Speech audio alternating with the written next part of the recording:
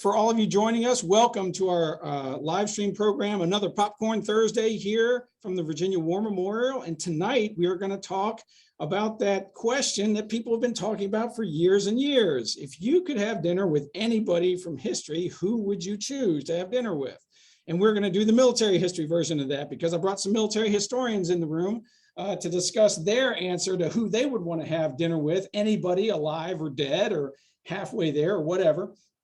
I love having this conversation with people because you don't learn about the person that they are bringing to dinner necessarily. You learn about the person themselves who's answering that, because you find out what's interesting to them, what intrigues them, who piques their interest and why. And so it's a conversation that I love to have. So tonight we have a group of experts with us tonight. We have Dave Seary from West Point, the history department at West Point. Dave and I have known each other for many, many years, and Dave runs the oral history program at West Point. I got Maggie Hartley from the National World War II Museum down in New Orleans joining us. And we got Professor Heather Sturr from the University of Southern Mississippi and the Dale Center down there. So I'm very glad that you all could join us tonight and join me in this discussion. And I'm very interested to see who you're having the dinner and why. And so with that, we're just going to go kind of around the table, as it were, and hear from people about who they chose and let them tell us a little bit about why. For those of you out there joining us, if you have any comments or quips or anything you want to just share, you can share it in the chat feature. Towards the end, we'll go ahead and check out the chat feature and see if there are any direct questions that you might have for any of our panelists. But we'll leave that toward the end, but feel free to go ahead and join in. And for those watching in the audience, I'd also like to know who you would want to bring to dinner as well. So that's always a curiosity for me, the folks out there, who they would want to have sitting around the table and what they might want to ask. So we want to hear from you too. So with that, let's go ahead and we're going to start, and let's go and start our first guest list with Heather. Heather, why don't you go ahead and share with us your guest list and why? Okay, great. Well, thanks, Clay, for having me. I'm excited to be here, and thanks everybody for tuning in wherever you're joining us from. Again, it's good to be here. So this was tough, but I think I'll try to make it obvious as to why I chose who I chose. And I should also say that I actually need two dinners, because you'll see how my guests break down into a dinner of 3 plus me and then a one-on-one with one of them. But I ended up choosing General Vo Nguyen Giap, who was a general I guess he's in Vietnamese military before Vietnam became a country, and then was a general in the North Vietnamese Army, or the People's Army of Vietnam. General George Washington doesn't need any introduction. Colonel T.E. Lawrence, who some of you might know as Lawrence of Arabia, who's a British military officer who worked closely with Arabs during and after World War I. And then Colonel Oveta Culp Hobby, who was the founder of, or sorry, not the founder, she was the director of, the first director of the Women's Army Auxiliary Corps, later became the Women's Army Corps, which began in World War II. So like I said, I actually need two dinners for this, because in the first dinner, I would love to get Giap, Washington, and Lawrence together to talk about rebellions and colonial warfare. There's so many interesting overlaps among the three of them, in particular Washington and Giap. So you have George Washington, who was the commander of the Continental Army in the American Revolution, which created the country that then General Giap fought against in the Vietnam War.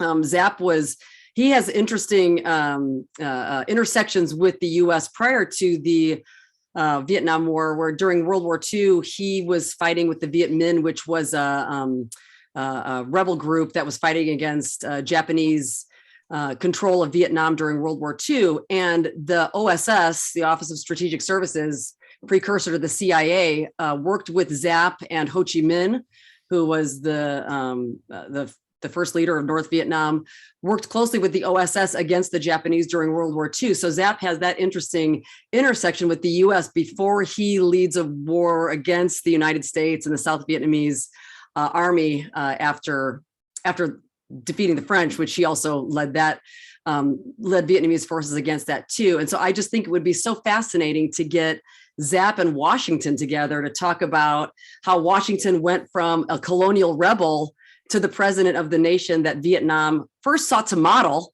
When Ho Chi Minh wrote the Vietnamese Declaration of Independence, he modeled it after the US Declaration, but then also led forces to eventually defeat the US in the war in Vietnam. So I think to get the two of them at a table together would be totally amazing. And then bringing T.E. Lawrence into that conversation would be fascinating too, because I would be curious to know how his interest, I'd be curious to know more about his interest in the Arab world and how that informed his attitudes towards the Arab revolt against the Ottoman Empire during World War I. I'm also interested in Lawrence and would like to talk to him because I'm writing a book right now about the 3rd Infantry Division's, U.S. Army 3rd Infantry Division role in the invasion of Iraq and the taking of Baghdad in 2003. And General Buford Blunt, who was the commander of that division, is almost kind of like a new Lawrence of Arabia for me, because he spent a lot of time in Saudi Arabia and worked to modernize the Saudi National Guard in the 80s. And so I'd like to talk to Lawrence about how his knowledge of, or what he thought to be his knowledge of the Arab world informed the way that he dealt with the Arab revolt there. And incidentally, General Zapp also named T.E. Lawrence as one of his inspirations too. So interesting intersections among these three officers. And I think it would just be so fascinating to get them all at a dinner table. My second dinner I would like it to be a one-on-one with Colonel Oveta Culp-Hobby. Because as I said, she was the director of the newly created Women's Army Auxiliary Corps, later named Women's Army Corps, which was founded in 1943 as a way to mobilize women for work like clerical, other kind of office secretarial work, to free up men so that they didn't have to do those kinds of office jobs and they could go out and fight. She was commissioned a colonel in the Army as part of her appointment. And prior to that, she had worked for the War Department in its what was called like a women's section in public relations. And I would love to talk to her because she was very careful to ensure that the Women's Army Corps personnel put forth a particular image of womanhood that was acceptable to the American public at the time. And I'm interested in issues of military integration, especially the bringing of women into the U.S. forces. And so I'd love to know what she thinks about women serving in combat and other aspects of women's military service today. So I just think it'd be fascinating to hear her thoughts as someone who was at the forefront of really in an institutional way, mobilizing women power beyond using women to serve as nurses and really kind of being a leader of a movement that today now we see women serving in combat units, but I don't know that Colonel Hobby would have approved of that. So I'd be interested to talk to her about all of those issues. So those are my four, and of all of these, I actually could have had dinner with Volwyn Zapp. He died in the fall of 2013. While I was living in Vietnam. He was 102. I mean, I couldn't really have a dinner with him, but he was alive in my lifetime. It actually would have been interesting. While I lived in Vietnam, it would be interesting to have been able to meet him. I did get to go to Dien Bien Phu and see his bunker. They've preserved that as it's now a tourist site. But in any case, would really be amazing to be able to sit down and have dinner with and talk to all these folks and really just kind of sit back and see them talk to each other, especially Zapp, Washington, and Lawrence. Well, that's neat. As you were talking, a couple things I thought of, Colonel Hobby, I wonder, as you were saying, I wonder if all of a sudden now she were to look around and see women graduating from Ranger School, women, as you say, in leadership positions in the combat arms. I wonder either she would say, hey, it's about time, or wow, that's more than I ever thought would ever even take place. So it would be intriguing to see what her response would be to the way things are now. Absolutely. And I agree. It would be interesting to see Zapp, especially in Washington, not only talk about their experiences, but maybe seeing what recently took place on the ground in Afghanistan and all those things. Maybe they would just kind of look at each other and be like, could have told you it was going to be something like this. It'd be very interesting to get their thoughts on current events. Absolutely. All right. Well, cool. Great list. And with that, why don't we keep going around the table? And it always takes me a minute to get the slides moving through here. Let's see here. Okay, get off of that. All right, there we go. Now to Dave's guests. All right, Dave, you're up. All right. Hello, everybody. First, Heather, when you were talking about Colonel Hobby, it's very interesting. And what you had to say, Clay, I appreciated that. We interviewed several women who served in Vietnam in non-nursing roles in kind of everything else besides nursing. And one of the women we interviewed at one point said that while she was in Vietnam, a bunch of the guys she was working with said, "You're just over here because you're taking a spot so they can send us out to the jungle." And her response was, "Maybe, but for every one of us that's over here, your brother, your cousin, whoever that's back home is not being sent to Vietnam. And so, we're out here doing our part." And then she said, as she was reflecting on women going to Ranger School, she said, if we hadn't have done a decent job doing what we're doing, doors wouldn't have opened for that. And so it's interesting to see the progression from Colonel Hobby to the women who served in Vietnam to the women who are serving now. And so that's very interesting. I kind of took a different approach looking at the people that I have on my group of 4 here. Heather, I really liked all the different connections you drew between the people. I just invited people I thought would be really cool to sit down with and eat a meal with. We'll start with Benjamin O. Davis, West Point class of 36. His father was an officer. As a matter of fact, when Benjamin O. Davis graduated from West Point, there were only 2 African-American officers serving in the Army, Benjamin O. Davis Sr. and Benjamin O. Davis Jr. He commanded the Tuskegee Airmen during World War II and was the first African-American to command a numbered Air Force. He commanded the 13th Air Force before he retired. And the new barracks at West Point is named after Benjamin O. Davis, and which, was kind of a point of pride to us that we named something after him before the Air Force named something after him. So it would be interesting to get his thoughts on the Army Air Corps he was in, the Air Force he served in, what he saw change, what he didn't see change over his lifetime. Emory Upton, one of the classes of 61, there were 2 classes of 61 from West Point because of the emergency of the Civil War. And within the war, he rose to the rank of general, and he had some very innovative ways of fighting. He had a lot of wonderful things that he did. And then later on, he was probably suffering from some sort of cancer. He didn't know what his ailment was. And he tried many revolutionary ways of combating what was giving him terrible headaches and blackouts and all sorts of things like that. And eventually he thought he was going crazy and committed suicide because he couldn't figure out what was wrong with him. So I'd like to talk with him about some of the innovations he saw for the Army and, where he thinks that has gone since his day. Robin Olds also graduated from West Point.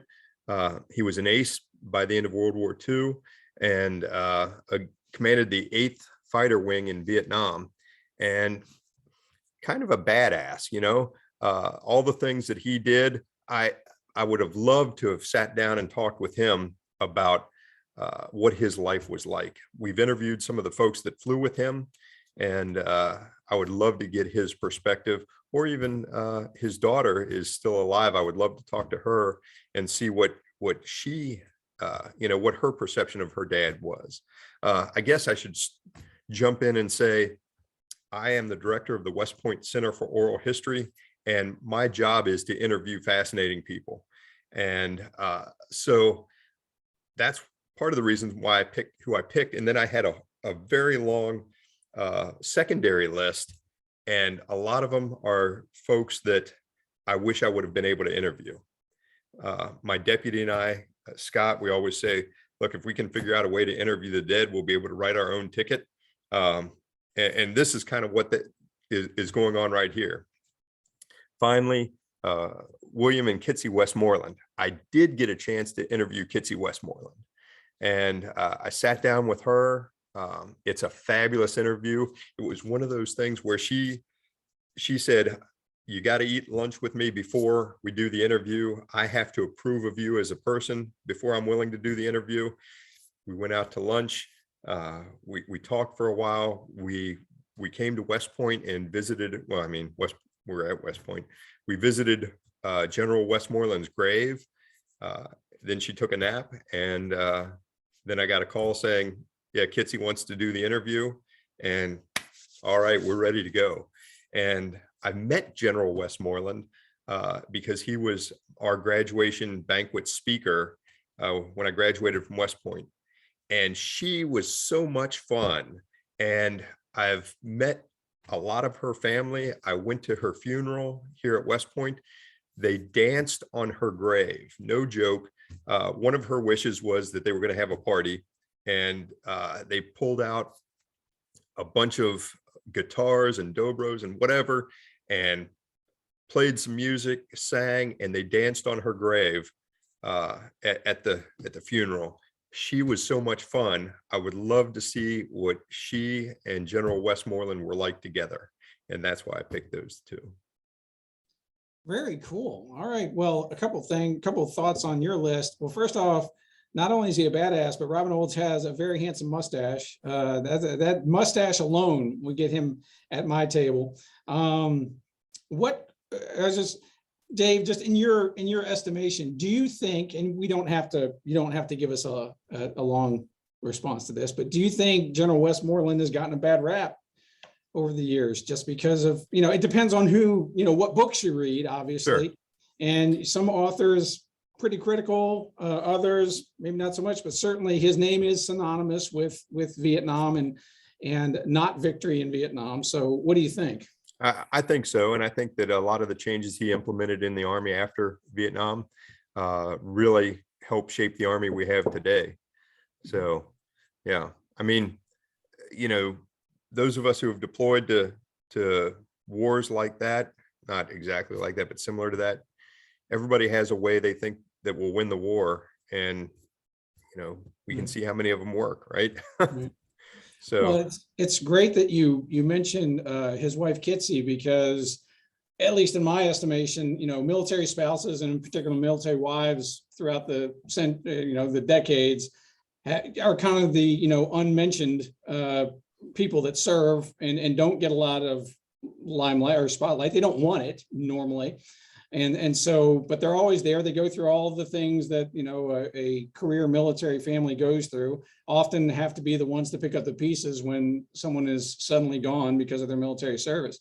And we here at the War Memorial, our education center is named the Paul and Phyllis Galani Education Center. Paul Galani, notable Marine or a Navy aviator that was held prisoner in North Vietnam during the Vietnam War. His wife, Phyllis, was one of the lead spouses that worked very hard, petitioned the US government and overseas to get the POWs freed from North Vietnam. And it's because of her efforts and a lot of other wives that they were able to get that done and bring them home.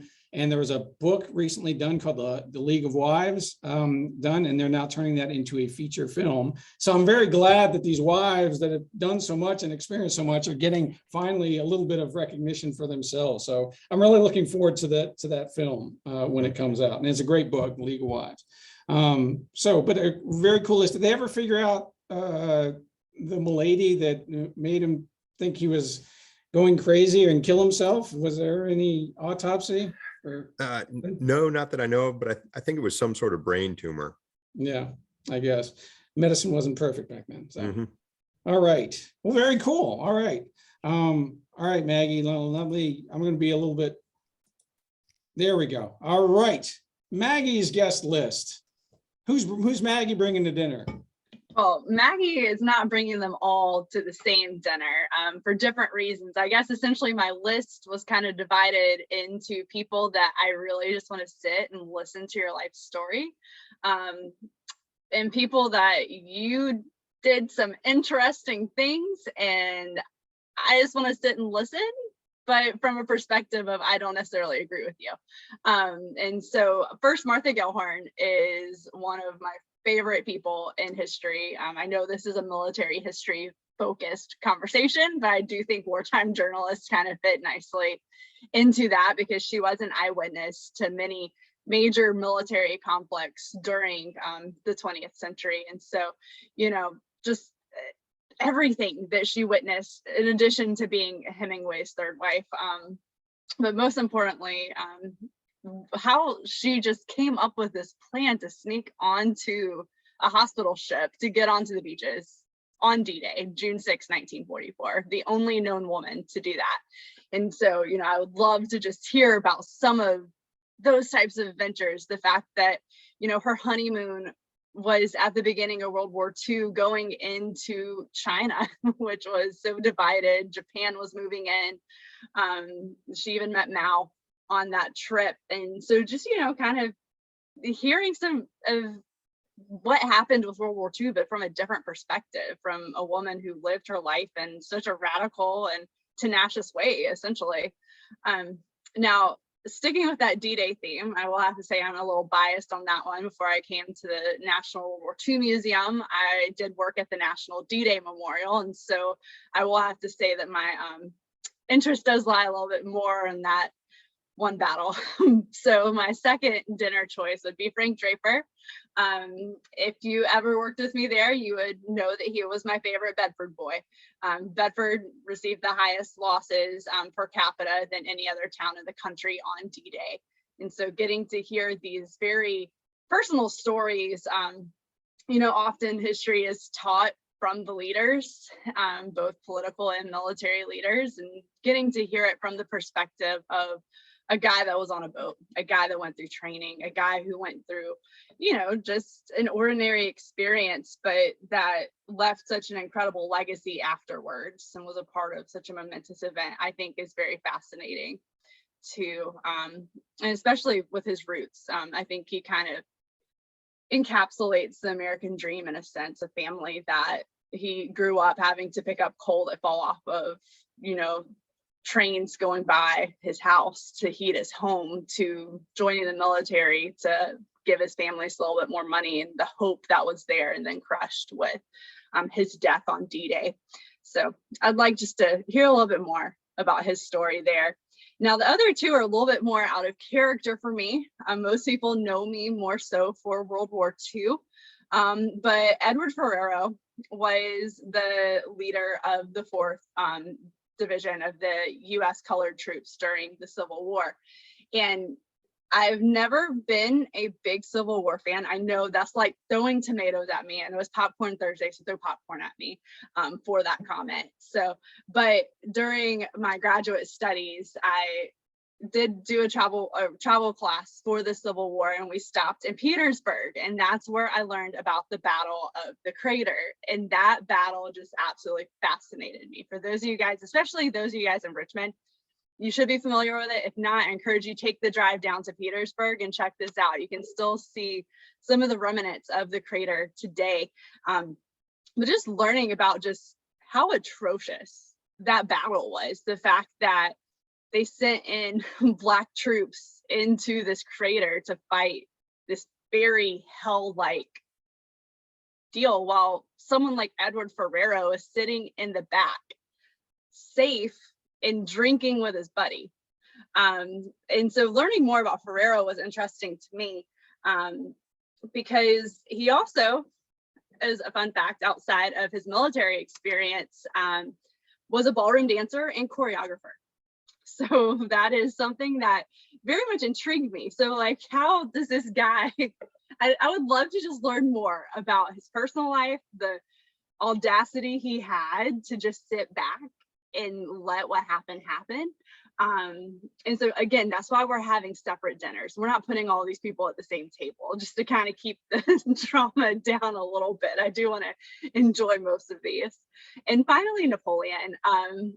I am more of an Americanist, I would say, but Napoleon's always fascinated me. I think too, now that I've come down to New Orleans, I think that French history has been creeping up a little bit more for me recently. I even had dinner it was lunch this past weekend at a house that had been renovated because they were hoping to bring Napoleon to New Orleans. And it's called Napoleon's House. I encourage you guys to come check it out. It's a interesting shrine to Napoleon. So I would like to just, have a chat with him. You hear so many tales about how hypnotic he was, how charming he was, and just, anyone who has essentially the balls to be able to come out of exile and try to take the country over again. I would just love to hear his thoughts on it. Not saying I support him, not saying I support Ferreira, but I just want to hear their thoughts behind why they did what they did. And I think it would be an interesting conversation. But again, these would not be all at the same table. I think there too many tomatoes might be thrown, or knives, who knows? Right. Very, very cool, Maggie. And a lot of thoughts on your list. A couple things. I can't remember. I always remember quotes, but I never remember who said them. But I do remember someone said, and this was after World War II. It was before Vietnam and now, but someone said, if you really want to know what happened in a war, ask a journalist. I don't know if they would say that now, but at least certainly after World War II, and with Gilhorn and Ernie Powell, those that came out of that war with such high regard for the journalists that were over there, I can see why people said that. Frank Draper looks like a movie star. He looks like a young, handsome actor that would be in a movie about World War II.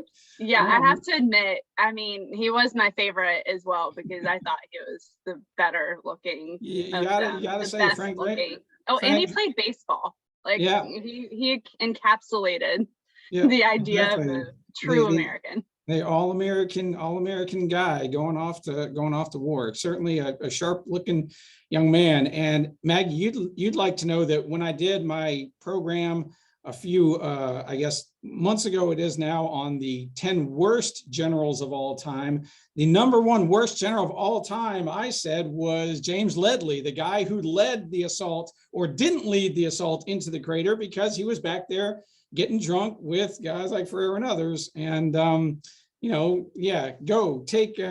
that way. I'm going to go back here and get loaded while you guys are doing that. So that earned him the top spot in my worst generals of all time. So Ledley at the crater. And then Napoleon, certainly, I think he would be on a lot of people's list. And, I was just wondering if you were going to ask him if he regretted the Louisiana Purchase afterwards, being down there in New Orleans and everything. Hey, did that end up being a good deal for him?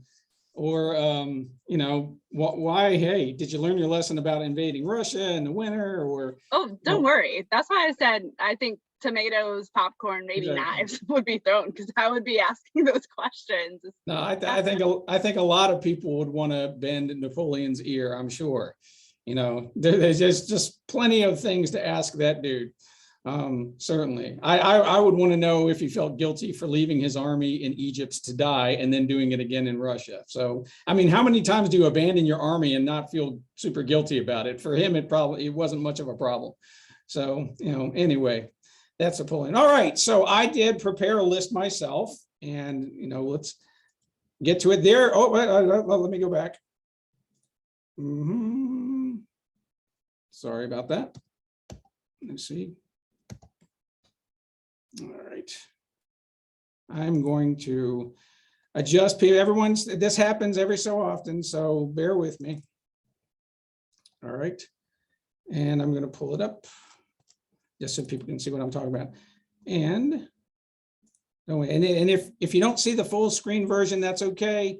You still see my people there. All right. So can you guys at least see the people I'm talking about, even if it's not a full screen? Don't worry if you see the rest of PowerPoint. It's okay. But my guest list was, there's a few, they've mentioned you want to meet your heroes, people that you just admire through learning about them. And then there's a few people that I wanted to, ask pressing questions of. Colonel at the time, James Gavin, who participated in almost every major campaign in Europe during World War II. But most notably for me was his participation in the invasion of Sicily in 1943, and the way that he, as colonel, kind of led his airborne regiment, the 505th, into Sicily. The airdrop was a disaster, did not go according to plan at all. They were scattered all over the southern end of the island. Gavin himself landed 20 some miles away from where they were supposed to land, but what would become the way to do things with airborne operations in World War II is plan for, be flexible. And when he found himself on the ground, he marched to the sound of the guns, which he had learned at West Point. And he just started to meet other paratroopers along the way. They got into a group and they did what they could. They, harassed and, disrupted the Italian and German defense of Sicily. And then his heroic stand on Piazza Ridge, where he held off an entire panzer division with just a small handful of paratroopers, kind of one of those, how did he possibly do that things? He couldn't even really describe it.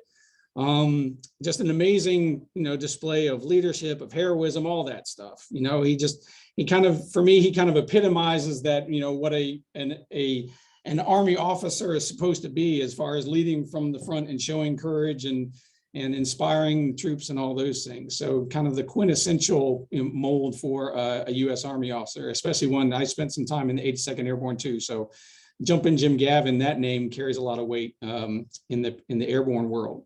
Lieutenant George E. Dixon, captain of the CSS Hunley submarine, that 158 years ago tonight, this very night, the Hunley motored out into Charleston Harbor and sunk the USS Housatonic in Charleston Harbor, what some have said, the first effective use of submarines in warfare.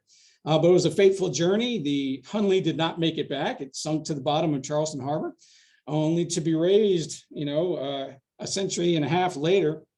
And so now I want to know what happened. And everybody, there's still a mystery surrounding the Hunley and what exactly caused the Hunley to sink. I think most of the people working on the site and working with the restoration and all those things think that just the impact of the explosion that was caused by the charge that the Hunley placed into the hull of the Housatonic, and when it exploded, the concussion kind of damaged the Hunley enough that caused it to sink. But still, there's a question of, did it sink immediately? Did they run out of air? Did they, it's kind of like those fateful last few minutes. It might be painful for Lieutenant Dixon to recall all that, but I would certainly want to know what happened. And so for everybody out there, if you have not yet visited the Hunley in North Charleston, the site there, please go check it out. It is one of the coolest artifacts that we have in the United States from wartime, I think. So, and also Dixon and his crew, very brave.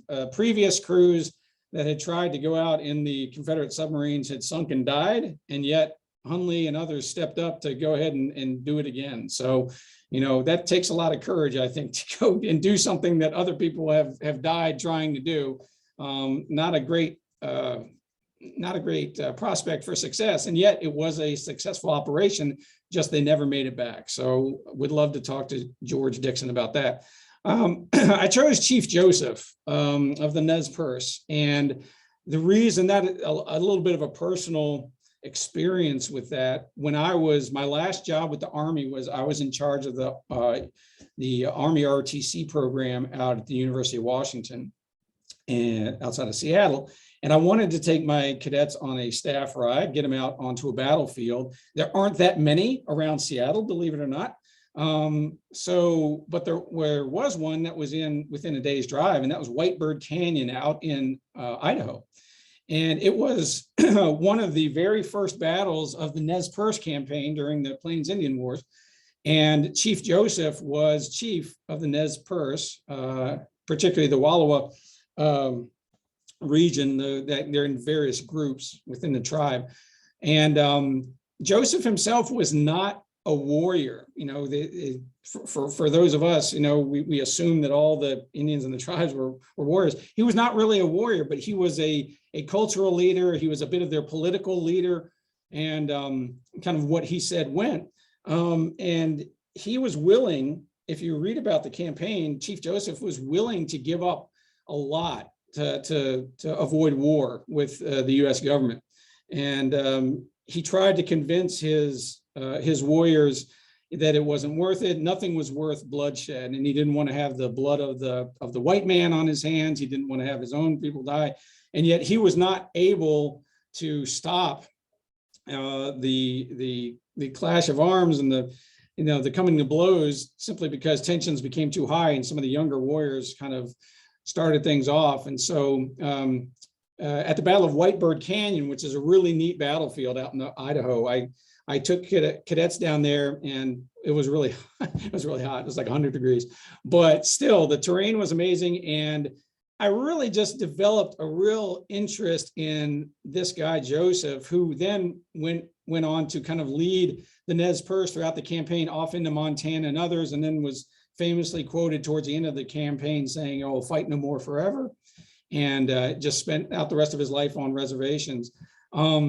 I just find it intriguing, a figure that didn't want to be a military leader, but found himself in that position, and also was willing to do almost anything to avoid war, and just things got caught up in it. And it is almost like it was thrust upon him.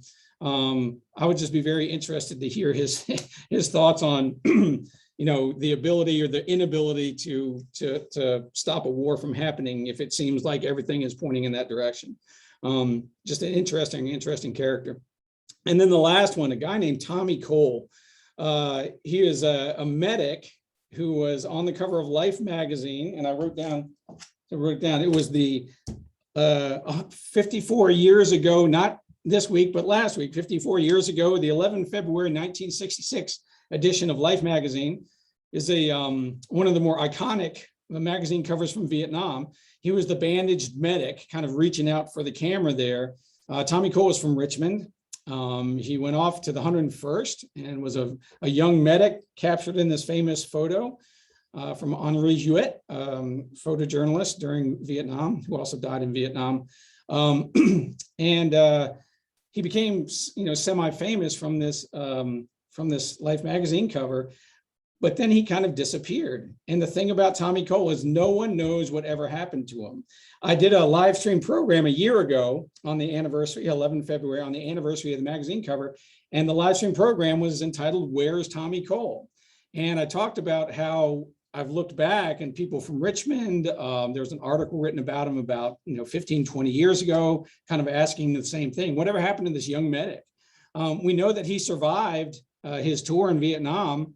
Henri Jouet, the photojournalist I mentioned, took pictures of him a few more times. He ran into him, and the AP has those photos, recovering in the hospital in Saigon. And then also he was wounded again about 3 or 4 months later. He was shot in the arm, and he was once again in a medical hospital, and Hewitt took his photo again, and then he returned back to the States. But no one knows whatever happened to him after that. So it's one of those kind of unsolved history mysteries that, again, I would just want to be able to talk to him and say, "Where'd you go? What happened to you?" And, of all the people we've talked about, I'm assuming that, almost all of them have passed away by now. I'm hoping that Tommy Cole hasn't. I'm hoping that he's still out there. And who knows, maybe this program will get to him. That was my hope last time, is that he's out there somewhere. Because I sure would love to know what Tommy Cole has done with his life since returning from Vietnam. He's not really a household name, but he's certainly an interesting character to me, because photos speak 1,000 words, and sometimes photos are what we remember most from some of the conflicts that we've shared. All right, so let me go. I went ahead and I set the table, and I don't know, we probably can't see it because of I'm moving everyone's faces off to the right, but I set the table for the dinner. The four of us, we can find our seats anywhere. We can sit anywhere, but I just figured it would be cool. I want to put Ziap and Chief Joseph together. They can share thoughts about fighting the U.S. government and how all that went. I wanted to separate Emory Upton and Chief Joseph. I thought that might be a good idea to keep those two separated a little bit. Let's see, others. I wanted to put the dashing pilot next to the dashing World War II hero from Bedford there. And, I put Napoleon. I didn't put Napoleon at the head of the table because he would have expected to be at the head of the table. But I also put him next to Washington because he was a fan of George Washington, apparently. And I figured he could fanboy on Washington a little bit, because a lot of people say that without the American Revolution, you may not have had a French Revolution. So the world's most famous Corsican could have gotten a little fan time with one of his inspirations in George Washington. So very good. So guys, I wanted to ask you any kind of residual thoughts or any things on your list or any of the other people's list. I actually wanted to respond to one of the comments. So somebody, let's see, let me just scroll up here so I can see. So Michael Santoro mentioned he would love to have dinner with Admiral Nimitz. I think that would be so fascinating too, because Nimitz was kind of coming of age isn't the right term, but he was in there when the US government is demobilizing in the interwar era and not spending money on building ships or that. And so he and Halsey really kind of see the future of the Navy, Nimitz with the submarine and Admiral Halsey with naval air power. So I think that would be so interesting too, to talk to him. And I mean, yeah, obviously what it's like the lead up to the Battle of Midway, but also the way he kind of envisioned, okay, if our budgets are tightening, how do we remain powerful? And so it really feel like he and Halsey together saw the future of the US Navy. And so it would be really cool to talk to him. All right, cool. Rick Curtin, thanks for joining us. He's one of our longtime volunteers here at the War Memorial, a Vietnam veteran himself. He talks about didn't pick Patton. Well, he saw that Patton was my #1 war movie of all time. So got that on there. But he says he went to flight school with Patton's son and namesake. He was a full colonel and quite the character. So thank you, Rick. And oh, my mom, hey mom is watching. It's always good to have mom on there. She would want to eat with George Armstrong Custer. Well, he would definitely want to sit at the head of the table. He would do all the talking, most likely, you know. And then, but then again, he might not feel good being surrounded at the table. He might be a little gun shy for being surrounded. But that's pretty cool. Yeah, Mike Santoro, thanks for chiming in. Gabrielle, good to hear from you. She got Joan of Arc. Boy, that would be quite the conversation. Dr. Mary Walker, cool, and Charity Adams. Oh, we had a presentation on Charity Adams not too long ago, last year. That's very cool. Jim Treisler, our Director of Education here. Lincoln, Rommel, Hamilton, and Eleanor Roosevelt. That's why, again, some of the spouses probably have a lot more interesting things to say than the more famous figure themselves. Very cool. And Dr. Mary Walker was another.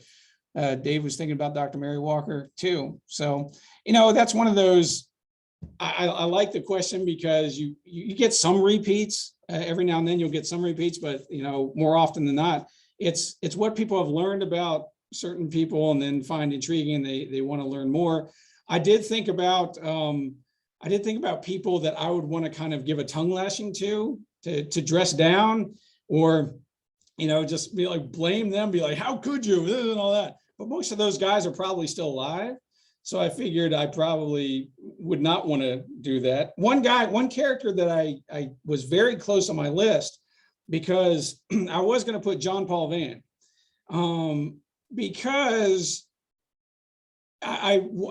one question I would have for him is, did he feel like he was treated fairly in Sheehan's book? But also he is one of those, not a good guy, not a bad guy. He's just one of those intriguing characters. And you might want to hear his thoughts on what he had to say, but I don't know how I feel about him, you know, and it's one of those, I think he's one of those characters, and we have a lot of them, certainly in American military history and others, that you're intrigued. I think that's Maggie's thoughts on Napoleon. It's like, you're an intriguing person, but I'm not saying I like you, but I'm not saying I hate you either. So it's just intriguing that way. Dave, I see you thinking something heavy there. You got heavy thoughts kicking off, which, you know, yeah, I know. Well, maybe you can keep it to yourself. That's all right. That's right. Well, thank you guys for joining us. I see some folks are interacting on the chat, and that's good. That's what we want them to do. But I really do appreciate you all joining us for tonight. Dave, Maggie, Heather, thank you guys so much for tuning in and sharing your thoughts with us some time. For everybody else out there, I want to make sure that you know about our upcoming live stream, Stand and Fight, the life of Admiral Samuel, the life of Vice Admiral Samuel Gravely Jr. Virginian. So we're very proud of that. But, you know, this is a program that we offer, you know, in conjunction with our observation of African American Heritage Month, but also because we love the Admiral. His family was here not too long ago. We have a great quote of him up in our lobby, and this will be a great live stream program all about the life of Admiral Gravely. And so we really hope you tune in for that. That's next Tuesday at 10:30 a.m. It's not an evening program. If you like this program, keep an eye out for next month's Popcorn Thursday. That is going to be what the ... the worst military decisions of all time. So there's a lot there to unpack, I'm sure. So again, we appreciate Dave, Maggie, and Heather for joining us. Thank you guys so much. We appreciate everybody else for joining us for this program. I wish you a very happy Thursday evening, and go out there and have dinner with somebody interesting. All right. Thank you all very much. Thank you, Clay.